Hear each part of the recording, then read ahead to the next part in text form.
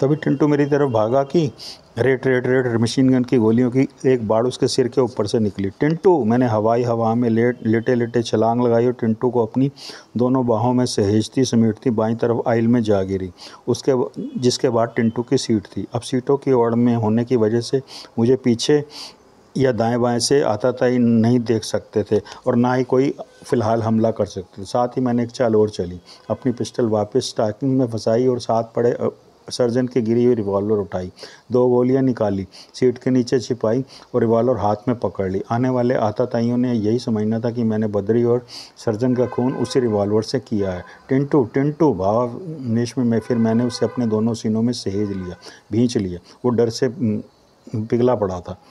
टिंटू को जो सुकून वहाँ मिला और कहाँ मिल रहा था, मुझे भी जो सुकून अब महसूस हुआ वो ना कभी महसूस हुआ। मर्दों को मैंने बहुत खींचा था वहाँ पर आज एक नन्हा सींचा था वहाँ पर। मेरी आंखें इन कोमल भावनाओं के अंतर्गत भीगने लगी।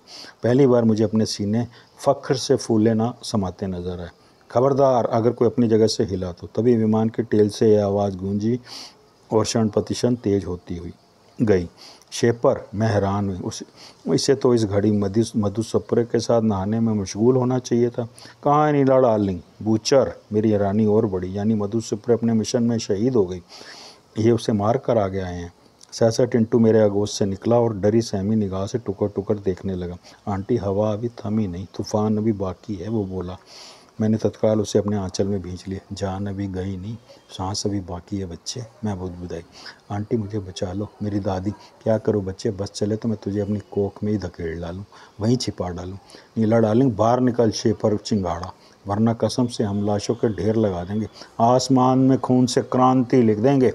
यह फिल्म डायलॉग बूचर का था। दिलीप कुमार बना बोल रहा था वो। हा हा हा, गूं गूं गूं। मुझे बैटरी से चलने वाली ऑटोमेटिक पावर कटर की आवाज़ अभी भी सुनाई दे रही थी, जिससे उन्होंने रास्ता काट कर बनाया था। ये ऐसे नहीं मानेगी, नमूना दिखा, शेपर बूचर आगे पीछे बोले। नहीं नहीं, एक एक टिंटू को मैं वहीं छोड़ती उठ खड़ी हुई और इनकार में हाथ हिलाने लगी।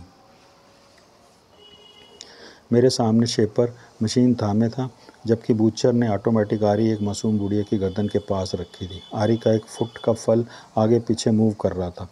नीला, रिवॉल्वर फेंक दो, शेपर ने आदेश दिया। मैंने आदेश का पालन किया और मधु सुप्रे की बाबत सोचने लगी। उसके रूप जाल में फंसने की बजाय यह उसे काट आए थे, पर यह टॉयलेट के लॉक दरवाजे से बाहर कैसे आए? हल्की फुल्की बुढ़िया को बूचर ने बाईं कलाई पर यूं उठा रखा था मानो रजाई फोल्ड करके उठा रखी हो। बुढ़िया के बाल खुले फर्श की तरफ लहरा रहे थे, जिस वजह से उसका चेहरा नज़र नहीं आ रहा था। अपने कानों के नज़दीक बूचर के दाएं हाथ में घूंघू करती ऑटोमेटिक आरी से उसकी जीवन लीला